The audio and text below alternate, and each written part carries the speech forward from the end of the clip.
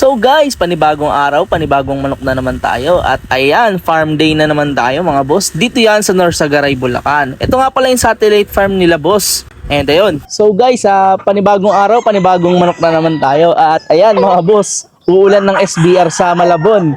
Dahil napakaraming SBR nating makukuha mga boss.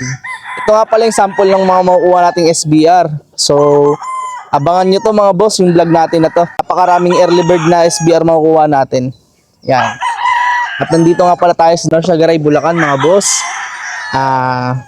So yun, pinagpala tayo dahil nakuha tayo ng mga stag na dito na napakagaganda. Yan mga boss, mga Mount Banahaw lines dito. Ito yung unang-unang stag natin, ay isang SBR.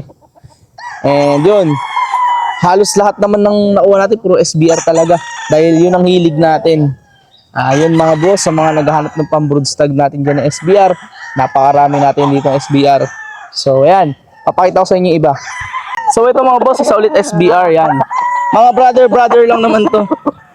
Ayan mga boss, napakagaganda ng mga SBR dito. Quality.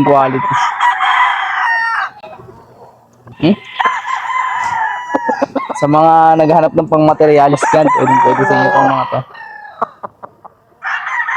Alright. Ayan guys. Pupunta kami sa Angat, Bulacan, sa satellite farm. Ito satellite farm pala to. So, yun yung mismong farm talaga nila. Ayan. Dito pa lang nakarami na tayo. What more dun? Ayan. And ayan, ikakahon natin yung mga manok para ibiyahe papuntang Angat.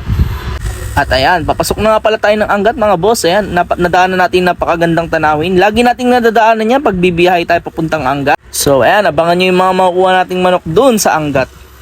So ayan mga boss, at nandito nga tayo sa Angat, Bulacan. Dinagdagan natin pala mga boss. Dun sa kabila nakakuha tayo ng 5 SBR. Dito nagdagdag ulit tayo ng 5 SBR. Tapos pinalad tayo dahil may nakuha tayong isang white gold na bulik and isang bulik hatch. So abangan nyo yun mga boss, at napakagagandang mga manok. So papakita ko rin naman sa inyo isa-isa. Ito yung isa sa mga dinagdag natin na SBR. Typical. Mga multiple shuffler. Bultong-bulto yung mga katawan mga boss. So ito, mga pwedeng gamitin natin to sa pambreeding natin dahil may mga palong pa. Ayan, sa mga mahilig sa SBR talaga. Yan, magsasawa kayo ngayon dito sa mga parating natin mga boss. At ayan, ito yung una mga boss, papakita ko sa inyo yung iba. So ito mga boss, ito pa yung isa. Ayan, halos talaga puro SBR talaga yung mga nakuha natin mga boss. Dahil ayan ang hilig ko talaga. At hindi naman ako binibigo nitong mga to. Lalo sa mga buyer natin. Ayan mga boss. Sa laro, sa percentage nila sa panalo, hindi naman tayo binibigo ng mga boss. So ito mga boss, ito yung white gold bulik natin. Ayan, iisa lang to mga boss. Ayan, napakagandang manok, straight comb, pulang-pula yung mga mata. For the first time natin makakuha ng gantong kulay mga boss. WPC banded, grabe yung katawan nito, bultong-bulto. Good for breeding material. Sa mga may nais mga boss, PM nyo lang ako dito. At ito yung white gold natin. At ito mga boss, isa ulit na SBR na pure. Ayan, halos puro dun lang naman ng gano. Tatlo lang naman ang bloodline na nakuha natin. Isang white gold na bulik, tsaka isang hatch dome, at tsaka ito, puro mga SBR na. Mostly nang nakuha talaga natin SBR. Umuulan ng SBR. So, dito na tayo nag-video dahil tignan nyo na mga boss, napakainit ng cording nila. Hindi tayo pwede dun. Baka ma-heat stroke tayo. So ayan, napakita ko pa sa inyo yung ibang nakuha natin. And ito mga boss, isang bulik hatch.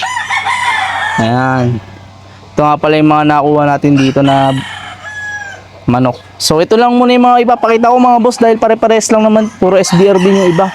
Abangan nyo yung mga darating natin na manok mga boss. Paunahan na lang tayo. So maraming salamat sa inyo at sana patuloy pa rin kayong sumuporta sa akin sa mga vlog namin mga boss. Ayun lang.